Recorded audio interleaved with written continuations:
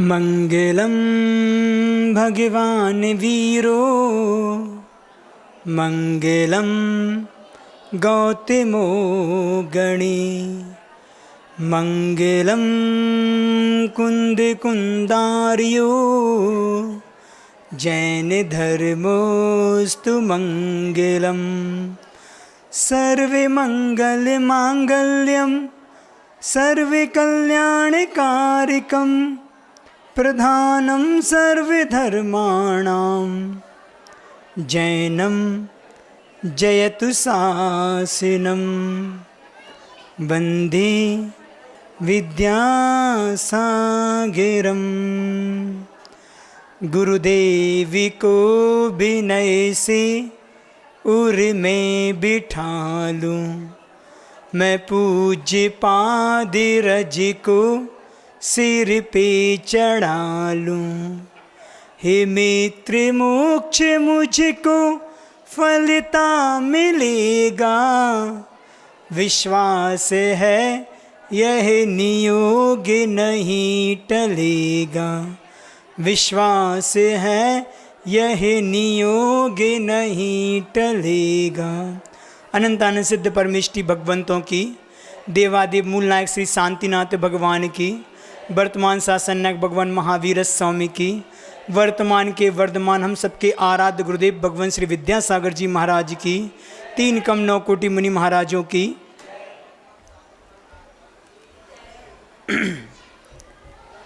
जैसा कि आप लोगों के चेहरे पर उत्साह दिख रहा है, हम सभी शरद पूर्णिमा मनाने जा रहे हैं।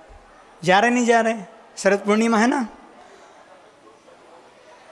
उद्देश्य अलग अलग हो सकते हैं, लेकिन सबके अभिप्राय अच्छे हुआ करते हैं।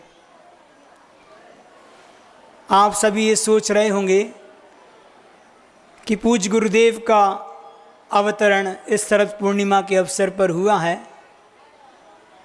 हम मनाएं। हम मनाने तो आए हैं, हम मनाएं कि ना मनाएं। बहुत से लोग ऐसे भी होते हैं जो कहते हैं कि जन्मदिन मनाना नहीं चाहिए, और बहुत से ऐसे होते हैं कि मनाना भी चाहिए। हम आप सभी को बता दें कि 14 मार्गणाएँ होती हैं।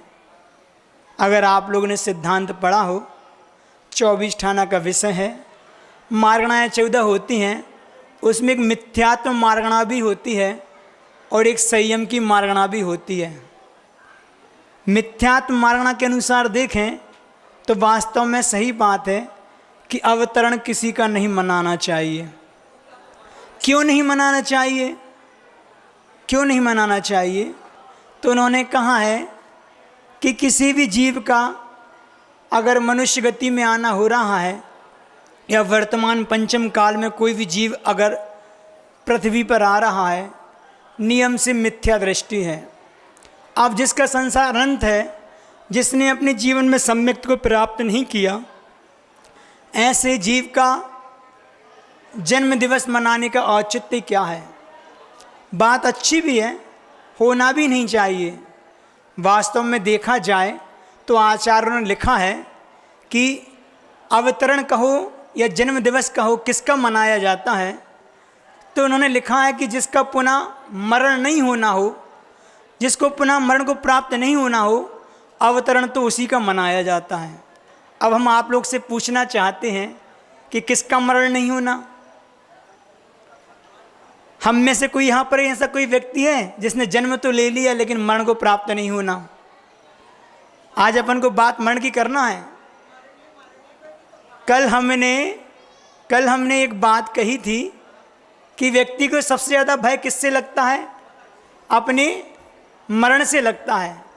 कोई भी व्यक्ति मरना नहीं चाहता, लेकिन ये भी यथार्थ सत्य है कि जिसका जन्म हुआ है उसका मरण भी निश्चित है। तो आचार्य महाराज ने कहा है कि जिसको पुनः मरण को प्राप्त नहीं करना, वही जीव, उसका हम जन्मदिवस मना सकते हैं।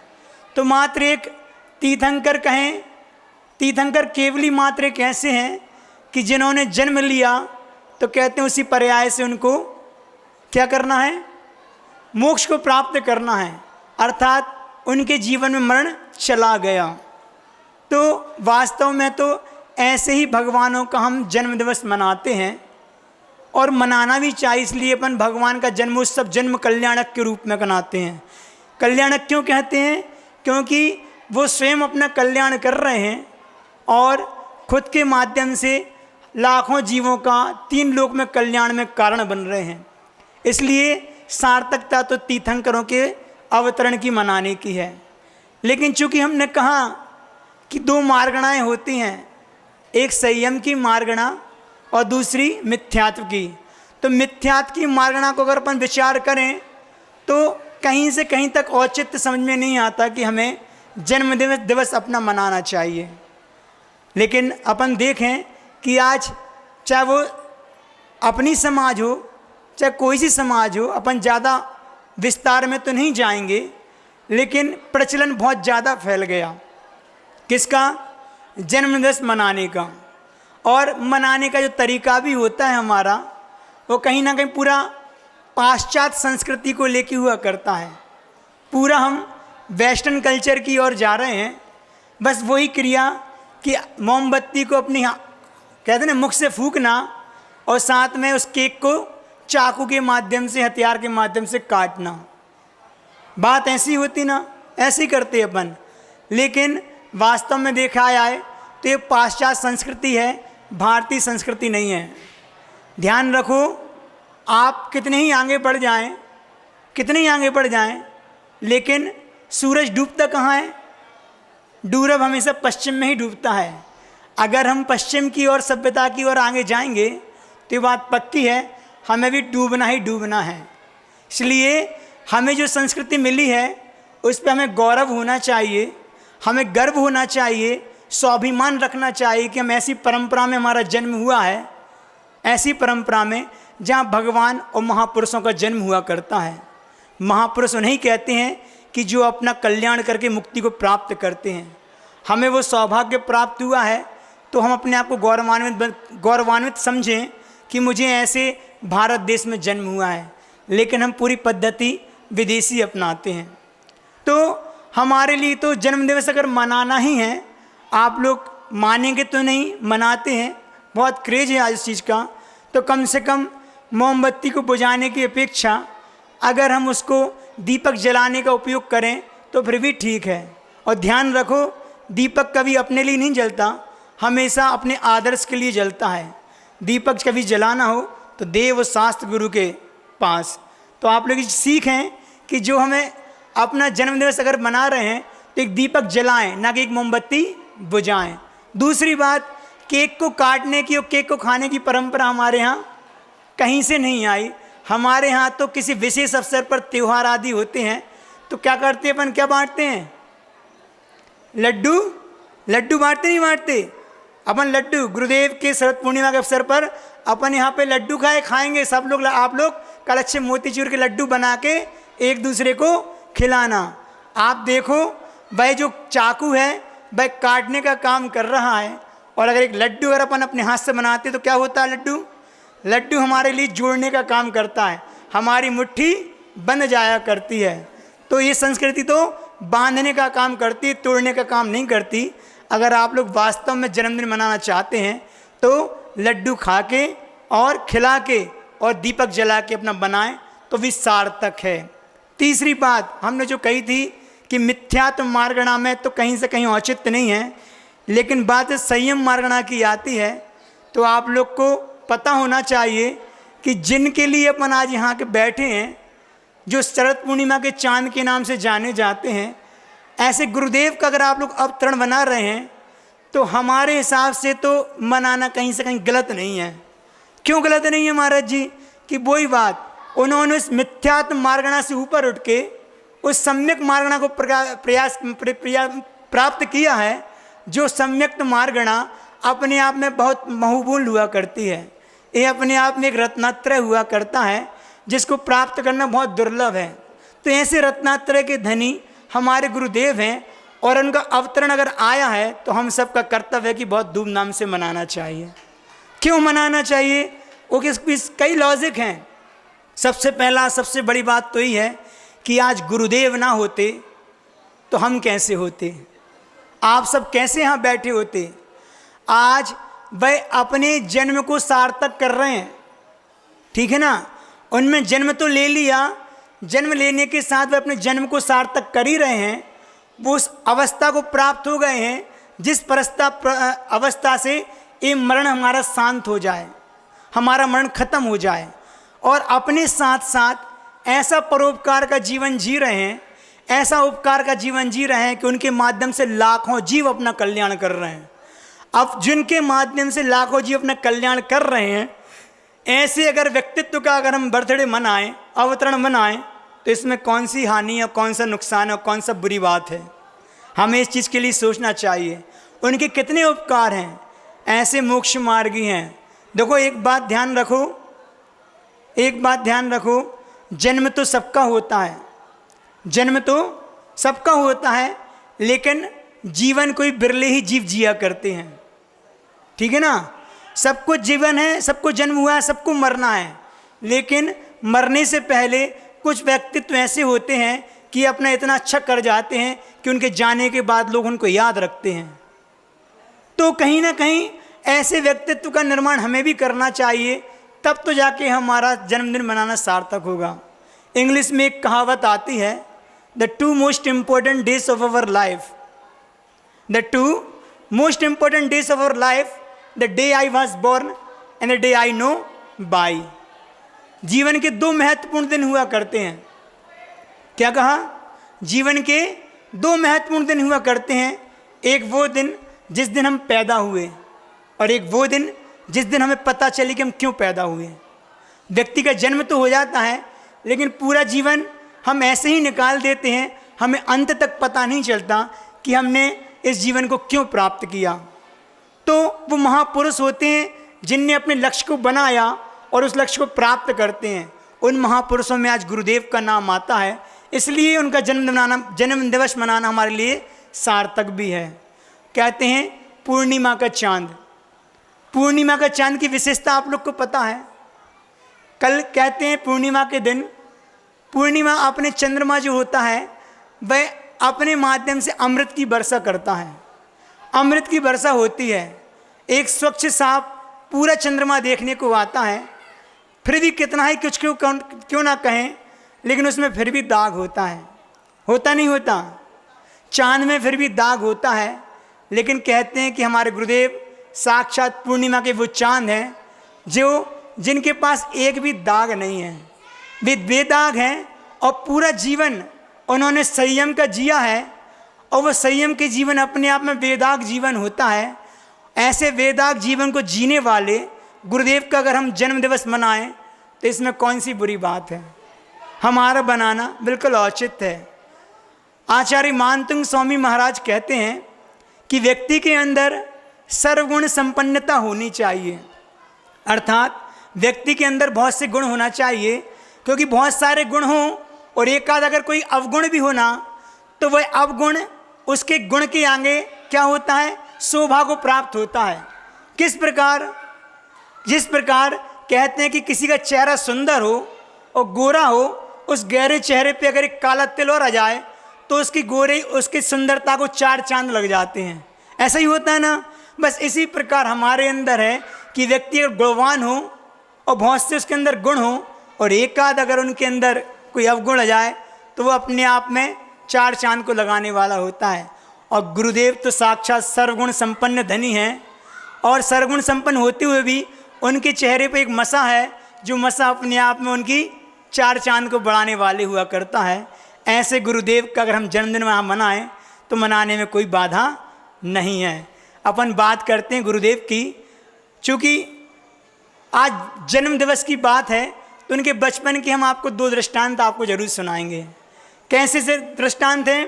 कहते हैं एक बार बचपन में गुरुदेव के घर में खेती हुआ करती थी, विद्याधर के घर में उनके पिताजी की खेती थी। तो एक बार वो अपने मित्र के साथ, उनका मित्र कौन था आप लोग को नाम पता होगा, मारुति नाम था, उनके साथ खेत पे गए। तो खेत पे जाते हैं तो वहाँ क्या देखते हैं कि बाजू वाली खेत में एक ट्रैक्टर चल रहा था।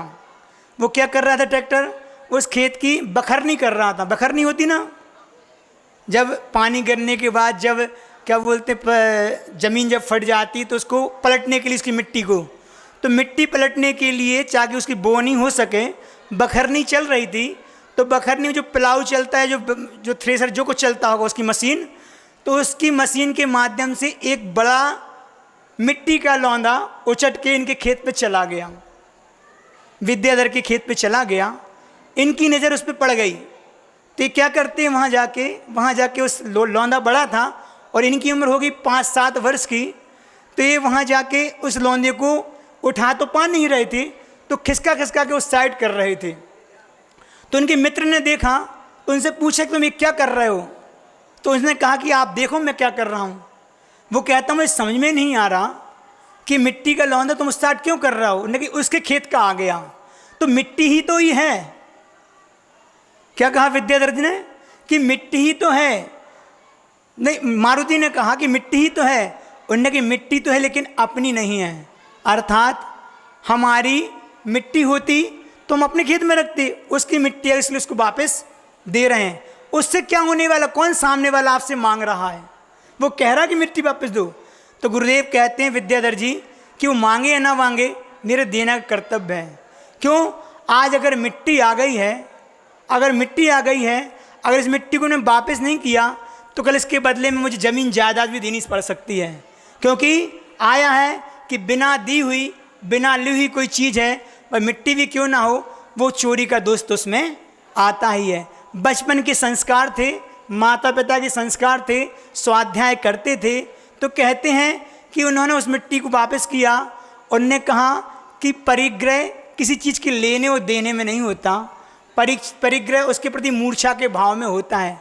आज अगर मिट्टी के प्रति मैंने मूर्छा के भाव रख लिए तो ये बात पक्की है कि भविष्य में बड़ी चीज़ के प्रति मूर्छा हो सकती है। इसलिए किसी का कर्ज नहीं लेना, छोटा कर्ज भी बड़े रूप में देना पड़ता है। तो ये उनके शुरू से संस्कार थे। वह संस्कार हम छोटे छोटे से बच्चों में दे पाते कि नहीं दे पाते। हम आज जन्म दिवस अवतरण मना रहे हैं, मनाने के पीछे औचित्य क्या है अपन देख लें कि वो विद्याधर ने शुरू से अपना कैसा मानसिकता से जीवन जिया। आप लोग को बता दें, जब गुरुदेव 4th क्लास में थे, अर्थात विद्याधर जी 4th क्लास में थे, उन्होंने कंठस्थ भक्तामर का स्तोत्र का पाठ याद कर लिया था। 4th क्लास में भक्तांबर का कंठस्थ पाठ याद कर लिया था। कैसे याद किया था? कहते हैं कि उनके पिताजी ने कहा था कि एक एक 2-2 श्लोक जो याद करके सुनाएगा उसके लिए बदले में इनाम में 4 आना, 2 आना और 4 आना मिलेंगे। तो ऐसी भावना से सारे भाई जो थे वो सीखते थे, लेकिन इनकी बहुत कुशाग्र बुद्धि थी तो गुरुदेव बहुत जल्दी याद कर लिया करते थे। और आज बुद्धि का परिणाम है कि वो किस नाम से जाने जाते हैं? ज्ञान के सागर, विद्यासागर, इसलिए तो हैं। तो शुरू से उनकी बुद्धि काम करी। उसके बाद जब गुरुजी 7th क्लास में आए, 7वीं क्लास में आने के बाद गुरुदेव ने सहस्रनाम का पाठ पूरा याद कर लिया था। सहस्रनाम हंसी खेल नहीं है, कठिन होता है, लेकिन उन्होंने इतनी छोटी, मतलब 7वीं क्लास में तो करीब करीब 11 या 12 वर्ष के होंगे उस समय सहस्रनाम। और फिर एक बार उनके गांव में कोई साधु आए थे, तो उनके माध्यम से मात्र 8, 9, 10 दिन में उनसे उच्चारण सीख के पूरा तत्वार सूत्र भी उन्होंने 8 वर्ष की उम्र में कंठस्थ कर लिया था। तो कहते 8वीं क्लास में जब गुरुजी आए थे तो उनको 3 चीज़ें याद हो गई थी, भक्तामर, तत्वार सूत्र और सहस्रनाम। तो ऐसे कुसार्ग बुद्धि थे।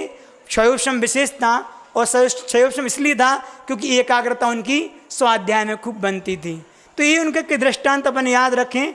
हम अपने बच्चों को और हम अपने आप में कितना उस चीज़ में, धर्म के मामले में हम कितना प्रवेश कर पाते हैं। आज लौकिक शिक्षा की बात तो बहुत होती है, पर धार्मिक शिक्षा से हम बहुत अछूते हैं। ना हम खुद करते हैं, ना बच्चों के लिए वो संस्कार देते हैं कि पाठशाला भी जाना चाहिए। पाठशाला औपचारिक रूप में है, लेकिन कंपलसरी तो स्कूल की पढ़ाई जरूर है। आज के बच्चों को ध्यान रखो, संस्कार हमें पाठशाला के माध्यम से ही मिलेंगे, क्योंकि स्कूल की जो शिक्षा है आज वर्तमान में, वह शिक्षा मात्र एक किताबी ज्ञान रह गई है। वह किताबी ज्ञान तो हो जाएंगे, आज के बच्चे किताबी कीड़े तो बन गए, लेकिन उन्होंने संस्कार उनसे कोसों दूर हो गए। हमारा कहना है कि जो संस्कार गुरुदेव के पास बचपन में आए वह संस्कार उनको आज तक काम आ रहे हैं। हो सकता है कि हमारे परिवार में भी एक आध ऐसा पीलू हो, हमारे परिवार में ऐसा विद्याधर पैदा हो जाए जो आगे चल के विद्यासागर बने। देखो होनहार कब किसकी कैसी हो जाए भरोसा नहीं है, इसलिए अपने विश्वास से धर्म के मार्ग में अपने बच्चों को आगे ले जाना चाहिए। अपन बात आगे चलते हैं। एक दृष्टांत और कैसे जीवन में अहिंसा और दया के परिणाम होते हैं। गुरुदेव ने पूरा जीवन अहिंसा का और दया करुणा के साथ जीवन जिया है, आज भी जी रहे हैं। एक और दृष्टांत आप लोग को बताते हैं। उनकी संवेदनशीलता किस रूप में होती है। कहते हैं कि उनके घर में एक चूहे का बिल था। क्या था? चूहे का बिल था। पहले वो छोटा था, उनके देखते देखते वो बहुत बड़ा हो गया। एक दिन उनकी नज़र पड़ी कि चूहे का बिल बहुत बड़ा हो गया है, तो उसमें उनकी दृष्टि गई तो देखेंगे उसमें बहुत सारी चींटियाँ वहाँ पे चल रही थी लाल वाली। उनने अंदर नज़र डाल के देखा तो वो चींटियाँ एक नवजात चूहे के बच्चे को चारों तरफ से घेर के उसको नोच रही थी। क्या करें, खा रही थी उसको। और आप लोग को पता होना चाहिए कि जब चूहे का बच्चा जन्म होता है चूहिया, उसका शरीर कैसा होता है? बिल्कुल रेड कलर का होता है। उसकी जो स्किन रहती है अभी उसमें वो कालापन नहीं आता। उनको दया आ गई, उन्होंने उस बिल से उस चूहे के बच्चे को बाहर निकाला और वह संवेदनशीलता से अकेली बच्चे को नहीं बचाना, साथ में उन चींटियों को भी बचाना है। तो उन्होंने लेके अपने हाथ पे उस बच्चे को रख लिया और फूंक मार मार के, ताकि जीव का रक्षा हो, उन चींटियों को भी मरण ना हो, उन सारी चींटियों को एक एक करके फूंक मार मार के अलग अलग उनने किया। जब वो कर रहे थे तो एकदम उनकी माँ का वहाँ पे आना हुआ। जब माँ वहाँ पे आई तो माँ ने पूछा कि पीलू तुम क्या कर रहे हो? तो उसने कहा कि माँ देखो, एक छोटे से बच्चे को चींटियाँ परेशान कर रही थी, मैं इनको अलग कर रहा हूँ। तो माँ वहाँ पे उनको एक अच्छी सबक देती है, शिक्षा देती। देखो जब माँ संस्कारित होती है तो बच्चे भी संस्कारित होते हैं। छोटी छोटी बातें जीवन में बड़ा काम करती हैं। माँ ने कहा कि देखो पीलू, ये त्रेंच गति के दुख हैं। किसके दुख हैं? ये त्रेंच गति के दुख हैं। उसने त्रेंच पर्याय को प्राप्त किया, आज वो पराश्रित है। अगर तुमने रक्षा कर दी तो ठीक है, नहीं तो उसको तो कष्ट मिलना ही था। तो ये त्रेंच जीव को जो कष्ट मिल रहे हैं, उसने कहीं ना कहीं पूर्व पर्याय में ऐसा कर्म किया है, आपने उसकी रक्षा कर दी। ये तो हमारा स्वभाव होना ही चाहिए। प्रत्येक जीव का स्वभाव करुणा और दया का होना चाहिए। धर्म का प्रवेश हमारी करुणा और दया के बिना नहीं हो सकता। जिसके जीवन में दया नहीं, जिसके जीवन में करुणा नहीं, उसका जीवन धर्म में अभी प्रवेश हुआ ही नहीं। गुरुदेव का हाई को हमेशा याद रखो। कौन सा हाई को? कोई बताएगा करुणा को लेके? पर की पीड़ा आपकी करुणा की परीक्षा लेती। पर कोई जीव अगर पीड़ा में है, दुख में है, तकलीफ में है, कष्टों में है, और उसे कष्टों को देखकर अगर आपके अंदर करुणा के भाव नहीं आ रहे, आपके अंदर उसको देख के संवेदना नहीं जागृत हो रही, तो कहीं ना कहीं आपके अंदर भी धर्म नहीं आया। और ये कब होता है? ये हमारे मोह के कारण होता है। मोह की गाढ़ता इतनी ज़्यादा है कि हमारे लिए सामने वाले का दुख सा नहीं लगता। बात तो तब है कि किसी का छोटा भी दुख हो तो मुझे बड़े रूप में देखना चाहिए। क्यों? हम इतने स्वार्थी हो गए हैं, हमें छोटी सी तकलीफ होती है तो उसको बड़ा चढ़ा के इतना बताते हैं दूसरों को, और दूसरे की बड़ी तकलीफ हमें छोटी लगती है। ये हमारा कहीं ना कहीं स्वार्थ दिखता है। तो छोटी छोटी सी तकलीफ में भी अगर हमारे अंदर करुणा आ रही है तो मेरा धर्म कहलाएगा। गुरुदेव को छोटे से जीव में करुणा दिखी, उन्होंने उस जीव को अलग किया। माँ ने कहा कि बेटा, ये दया और करुणा तो आपकी अच्छी है, ये हमारे जीवन भर रहना चाहिए, तब तो काम है। तुम आपने आने वाले जीवन में भी ऐसी करुणा दया रखना। आप लोग देख लो कि आज वो दया और करुणा के एक साक्षात मूर्ति हैं, है कि नहीं है मूर्ति? आज उनके माध्यम से दया करुणा क्षेत्र में कितना बड़ा कार्य हो रहा है। अगर दया ना होती तो इतने सारे गौशाला में इतनी गाय, गुरुजी के आशीर्वाद के बिना इनका संरक्षण नहीं हो सकता। ये देखो कितनी बड़े ये परोपकार का जीवन है। अगर इतनी गायों का, इतने जीवों का कल्याण हो रहा है जिनके माध्यम से, तो ऐसे गुरुदेव का अगर हम अवतरण दिवस मना रहे हैं तो इसमें कौन सी बुराई की बात है? मनाना चाहिए कि नहीं मनाना चाहिए? आप लोग से पूछना चाहते हैं। मनाना चाहिए ना, क्योंकि महापुरुष हैं। महापुरुष प्रकाश में नहीं आते, आना भी नहीं चाहते, लेकिन वो जहाँ जहाँ चलते हैं प्रकाश अपने आप हो जाया करता है। ऐसे गुरुदेव प्रकाश वाले हैं कि जिनके प्रकाश में जिनके प्रकाश में कई लोगों का अंधकार दूर हो गया। देखो, हमें कहीं ना कहीं ये बात देखना चाहिए कि आज अगर हम यहाँ आके बैठे हैं, क्षेत्र पे आ रहे हैं, कुछ भी कर रहे हैं, कहीं ना कहीं किसी न किसी रूप में गुरुदेव का उपकार हमारे ऊपर है। अगर गुरुदेव ना होते तो आज हम यहाँ नहीं बैठे होते। जिनके बच्चे रो रहे हैं वो पंडाल से बाहर हो जाएं। तो हमारे कहने का तात्पर्य था कि इतनी संवेदनाएं गुरुदेव के अंदर हैं, ऐसी दया की करुणा की मूर्ति हैं। अगर उनके लिए अगर हम एक दिन अगर सुरक्षित करके बहुत धूमधाम से मना रहे हैं तो इसमें कोई बुराई नहीं है। जब उस चूहे को उन्होंने अपने हाथ में लिया और जब माँ ने उनसे कहा कि बेटा इसके प्रति करुणा है, जिंदगी भर रहे, लेकिन एक बात और ध्यान रखना है। कौन सी बात रखना है? कि हमें ऐसा कोई सा कर्म नहीं करना। देखो, अपन सबके लिए शिक्षा है, हमें कोई ऐसा कर्म नहीं करना कि मुझे इस पर्याय को प्राप्त करना पड़े। एक तो त्रियंश के प्रति करुणा रखना है, दया के भाव रखना है। दूसरी बात, मुझे अपने जीवन में ऐसा कोई काम नहीं करना जिससे मुझे इस पर्याय को प्राप्त करना पड़े, जो हमेशा पराश्रित होती है और कष्टों से भरी हुआ करती है। तो ये माँ की शिक्षा कहीं ना कहीं उनके विकास में कारण बनी। आज वो साक्षात दया की मूर्ति आचार्य विद्यासागर जी महाराज बन गए हैं। अपन देखें उनके बारे में, बात बहुत सी है कहने को, लेकिन अपन थोड़े शब्दों में समझने का प्रयास करें। ऐसे पूर्णिमा के चांद हैं, आज पूर्ण माँ के बन के पूर्ण माँ के रूप में हमारे बीच में आए हैं। गुरुदेव कैसे हैं? पूर्ण माँ के रूप में आए हैं, क्योंकि संसार में जो आप लोग के माता पिता हैं कैसे हैं? जन्म तो दे दिया माँ ने, लेकिन कब तक साथ देंगे? कुछ समय के लिए साथ देंगे, और उनका आपसे स्वार्थ है, आपका उनसे स्वार्थ है, ठीक है ना। और ये माता पिता हमारे लिए संसार में रोकने वाले हैं। ये पूर्ण माँ और पूर्ण पिता नहीं कहलाए, लेकिन गुरुदेव साक्षात ऐसे पूर्णिमा के चांद हैं, या पूर्ण माँ बनकर हमारे जीवन में आए हैं कि जिन्होंने हमारे लिए ऐसा पुरुषार्थ किया है कि वो जन्म जन्म तक हमारा साथ दें। या ये कह सकते हैं कि गुरुदेव ने अगर हमारा हाथ पकड़ा है, उनने मुझे जन्म दिया है, तो वो अब मेरे कल्याण में हमेशा साथ रहेंगे जब तक मेरा कल्याण ना हो जाए। उस दिन हमने एक लाइन कही थी, 9-10 माह कोख में रखकर माँ ने मुझको पाला था। 9-10 माह कोख में रखकर माँ ने मुझको पाला था, किंतु गर्भस्थ करके मुझे भवसागर में डाला था। 9-10 माह कोख में रखकर माँ ने मुझको पाला था, किंतु जन्म देकर मुझको भवसागर में डाला था। फिर गर्भस्थ किया गुरुवर ने, धर्म कोख में है पाला, कैसे उनके गुण गाऊं जिनने सब कुछ दे डाला। ऐसे गुरुदेव हैं कि जिन्होंने हमारे लिए धर्म रूपी कोख में पाला है, खुद पले हैं और जाके हमें पाला है। उनके गुणगान हम ना गाएं, आज अवतरण उनका न बनाएं, तो फिर हमारे लिए आज अच्छा नहीं माना जाएगा। इसलिए उनके जन्मदिवस मनाने में कोई बुराई नहीं है। कोई उनसे पूछता था जब वो बचपन में थे कि आपके घर से मंदिर की दूरी कितनी है। देखो, संस्कार की बात है। अगर हम अपने बच्चों से बोलें कि बेटा मंदिर घर से कितनी दूर है, तो वो क्या कहेगा कि अगर हम अपनी एक्टिवा से जाएंगे तो 1.5 मिनट में पहुंच जाएंगे, ऐसे ही बोलेगा ना। अगर हम अपनी स्कूटी से जाएंगे तो 1 से 1.5 मिनट में पहुंच जाएंगे।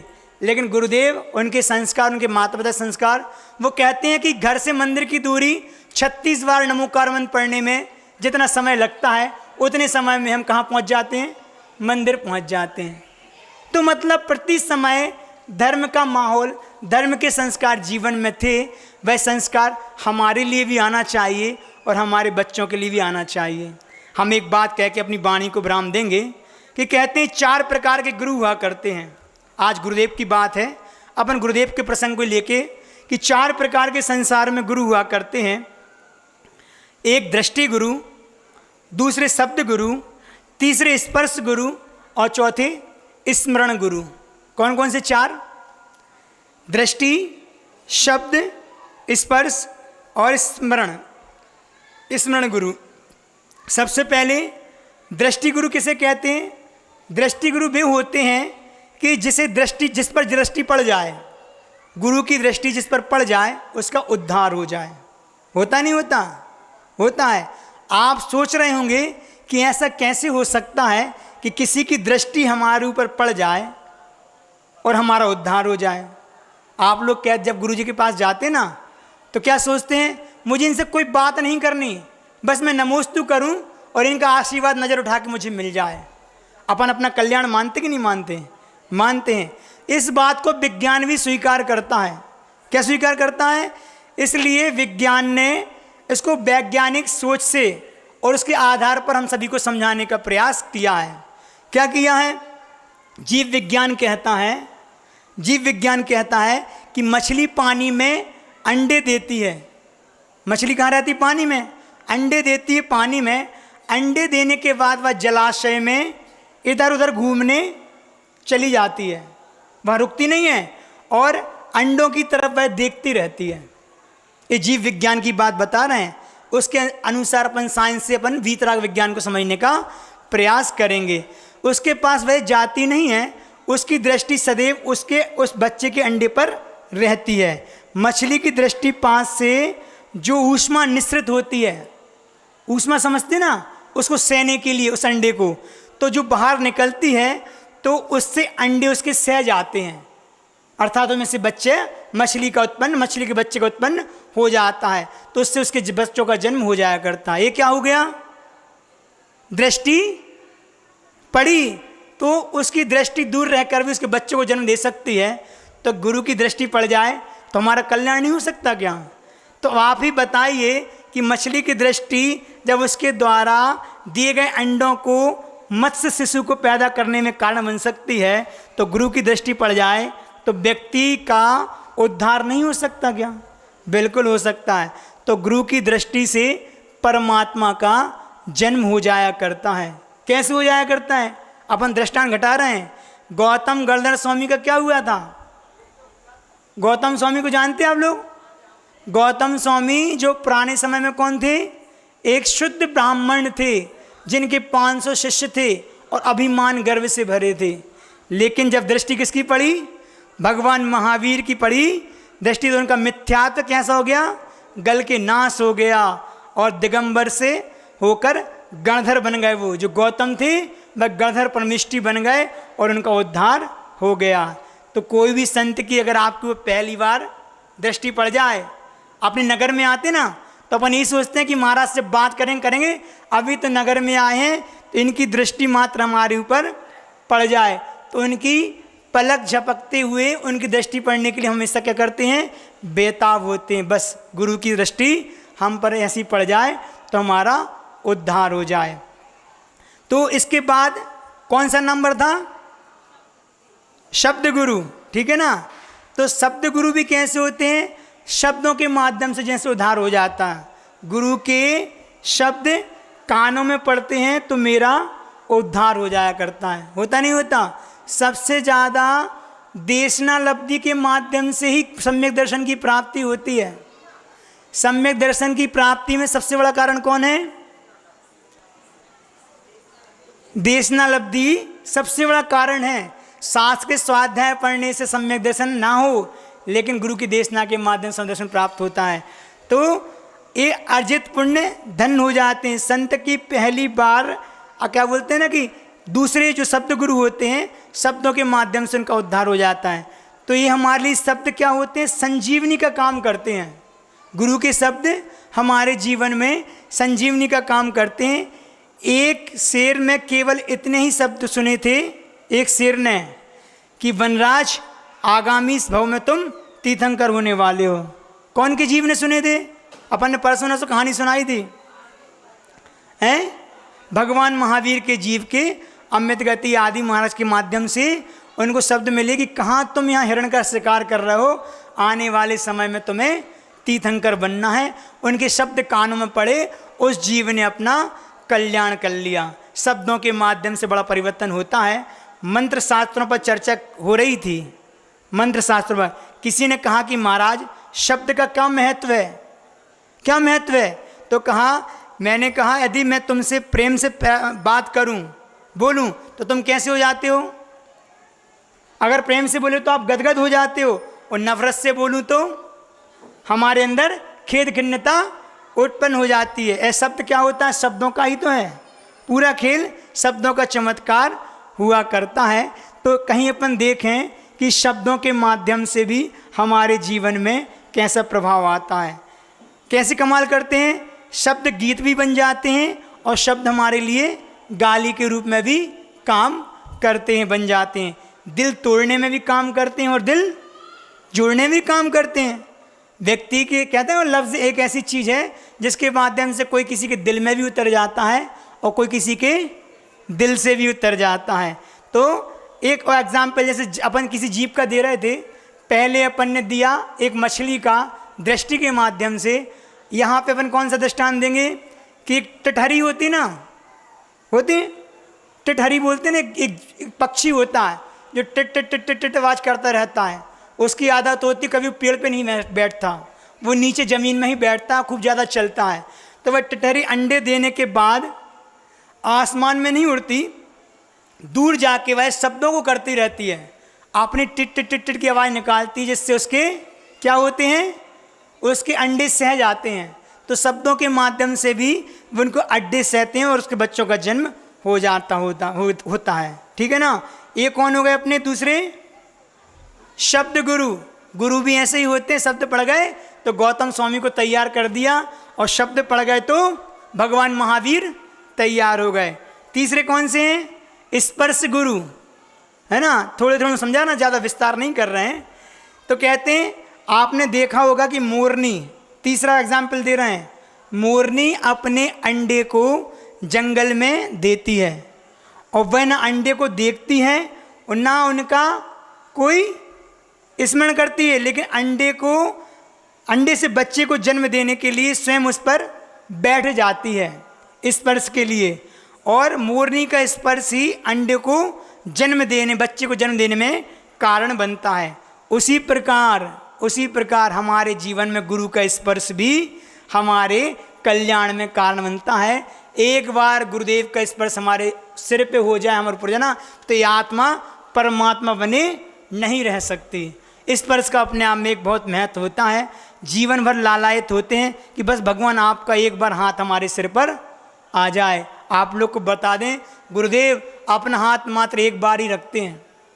दीक्षा के समय मात्र अपने सिर पर केशलंज के बाद जो हाथ रखते हैं, आशीर्वाद का भी होता है, संस्कार का भी होता है, मंत्रों का भी होता है। उनका स्पर्श उस जीव में ऐसी शक्ति पैदा कर देता है कि वह शरीर कहने को सप्त धातु का शुद्ध शब्द भी, शरीर भी शुद्ध हो जाया करता है। तो ये सब क्या है, एक गुरु के स्पर्श की महिमा हुआ करती है। तो आचार्य हमारे स्पर्श से हमारे जीवन में एक ऊर्जा भरते हैं, जिसके माध्यम से हमारे जीवन में एक अध्यात्म का प्रकाश प्रकाशित हुआ करता है। चौथे एक गुरु और सुन लें, चौथा जिनका स्मरण गुरु कहते हैं। स्मरण गुरु किसे कहते हैं, उनका स्वरूप अत्यंत वैज्ञानिक और मनोवैज्ञानिक रूप से लिया हुआ होता है। कैसा कि आप लोग को पता होगा कि कछुआ की फीमेल वर्जन कछुवी है ना, वो रेत में अंडे देती है। कछुआ की जो पत्नी होती है वह रेत में अंडे देती है, और अंडे देने के बाद वह उसे बाद में ना उसे देखती है, न स्पर्श करती है, मात्र शब्द करती है, न शब्द भी नहीं करती, मात्र क्या करती है, स्मरण करती है उसका। तो उन अंडों को केवल स्मरण करती है। उस स्मरण की ऊर्जा के माध्यम से ही क्या होता है, उसके बच्चे का जन्म हो जाया करता है। हम भी भगवान की माला लेकर क्या करते हैं, स्मरण तो करते हैं। तो जैन भगवान का स्मरण करते हैं, उससे क्या होता है, हमारे जन्म जन्म के पाप दूर हो जाते हैं। तो स्मरण भी हमारे लिए कहीं ना कहीं कार्यकार है। तो स्मरण प्रभु का करते हैं और पाप किसके करते हैं, स्मरण हम प्रभु का कर रहे हैं और पाप हमारे जीवन में हमारे करते हैं। तो प्रभु के स्मरण में इतनी शक्ति पैदा हो जाती है कि हमारे अनंत काल के पाप भी क्षय को प्राप्त हो जाते हैं। इस प्रकार गुरु के स्मरण मात्र से भी हमारे अंदर परमात्मा का जन्म हो जाया करता है। आप लोग को बात समझ में आई।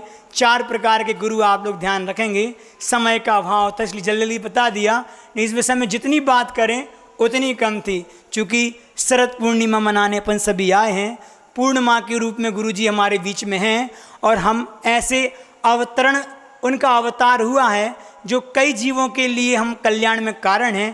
तो ऐसे कल्याण पुरुष का अगर हम आज अवतरण मनाएं तो इसमें हमारे लिए कोई बुराई नहीं है। ऐसे ही गुरुदेव हमारे जीवन में बने रहें। एक बात बहुत ध्यान रखो, आखिरी बात बता रहे हैं कि गुरुदेव तो कब के भगवान बन गए होते, वो कब के भगवान बन गए होते। आज अगर वह इंसान के रूप में हमारे बीच में हैं, महाराज के रूप में, गुरुदेव के रूप में हैं, तो वह सिर्फ हमारे लिए हैं। हम जैसे जीवों के कल्याण के लिए रुके हैं, नहीं तो उनकी साधना, उनकी आराधना, उनका तप संयम तो इतना बड़ा है कि वो कब के मुक्ति को प्राप्त हो गए होते। बहुत अच्छी लाइन है, सुर न भटके जिंदगी का, सुर न भटके जिंदगी का बांसुरी बनना पड़ा, पर स्वयं को भी स्वयं से अजनबी बनना पड़ा। इस सदी के पुण्यशाली लोक भटकन से बचें, इस सदी के पुण्यशाली लोक भटकन से बचें, बस इसीलिए कि देवता को आदमी बनना पड़ा। आज गुरुदेव देवता तो थे ही, अगर वो आदमी के बीच में है, सिर्फ हमारे कल्याण के लिए है। हम गुरु का जितना अपने जीवन में जितना उतार लें, जितने उनके माध्यम से अपने जीवन का अच्छा कर लें, उतना हमारा कल्याण है। क्योंकि पंचम काल होने के बाद भी हमारे लिए गुरुदेव मिले, इससे बड़ा कोई सौभाग्य नहीं है। बड़े आज हमारे बीच में अरिहंत नहीं हैं, बड़े भले आज हमारे बीच में वर्तमान स्वामी नहीं हैं, लेकिन आज वर्तमान के वर्धमान गुरुदेव हमेशा हमारे बीच में हैं। उनका हम जितना लाभ ले लें, उनके लिए हमेशा उनके इस शरद पूर्णिमा के अवतरण दिवस पर अपन प्रतिदिन एक संकल्प कर लें कि एक माला गुरुदेव के नाम से हम प्रतिदिन इसकी फेरेंगे कि हमारे गुरुदेव स्वस्थ रहें, अच्छे रहें, प्रसन्न रहें और दीर्घायु पूर्ण आयु वो जीवन जिएं, हमारे लिए हज़ारों वर्षों तक उनका सानिध्य प्राप्त होता रहे, हम सब की उम्र उनको लग जाए। ऐसी भावनाओं के साथ गुरुदेव को यहीं से नमस्तु करते हुए अपनी वाणी को विराम देते हैं और एक भजन जरूर सुनाएंगे गुरुदेव के लिए। आज गुरुदेव का जो अपन यहाँ पे एक दिवस के रूप में मनाने जा रहे हैं, तो एक भजन गुरुदेव को समर्पित। हाँ, इस वर्ष का बहुत महत्व है। चलिए अपन एक भजन के साथ इस सभा को विराम देंगे। जो स्वयं मोक्ष पथ पर बढ़े जा रहे और भव्यों को भी साथ ले जा रहे, जो स्वयं मोक्ष पथ पर बढ़े जा रहे और भव्यों को भी साथ ले जा रहे, है निराली डगर मोक्ष का है सफ़र, हाँ क्या हमें गम जो गुरु सा मिला हम सफ़र, है निराली डगर मोक्ष का ये सफ़र, क्या हमें गम जो गुरु सा मिला हम सफ़र, जिनकी बाणी में तत्वों का होता जिगर, जिनका मन इतना पावन हो करुणा का घर, इसलिए भक्ति उनके बढ़े जा रहे, जो स्वयं मोक्ष पथ पर बढ़े जा रहे और भव्यों को भी साथ ले जा रहे, जो सदाचार संयम का मेरू शिखर, जिनके चरणों में देवों की रहती बसर, जो सदाचार संयम का मेरू शिखर, जिनके चरणों में देवों की रहती बसर, वो गुरु मेरा विद्या का सागर महा, जिसके चरणों में झुकता है सारा जहां, उनके चरणों में हम भी चढ़े जा रहे, जो स्वयं मोक्ष पथ पर बढ़े जा रहे और भव्यों को भी साथ ले जा रहे। आया स्वर्णिम ये अवसर, ये स्वर्णिम दिवस, एक राही चला लेके संकल्प बस, आया स्वर्णिम ये अवसर, ये स्वर्णिम दिवस, एक राही चला लेके संकल्प बस, आत्मा के अलावा परिग्रह है सब, आत्मा के अलावा परिग्रह है सब, छोड़ दो साथ उनका अकेला हो अब, उनके पीछे भी लाखों चले जा रहे, जो स्वयं मोक्ष पथ पर बढ़े जा रहे, और भव्यों को भी साथ ले जा रहे, जो स्वयं मोक्ष पद पर बढ़े जा रहे। गुरुदेव भगवान श्री विद्यासागर जी महाराज की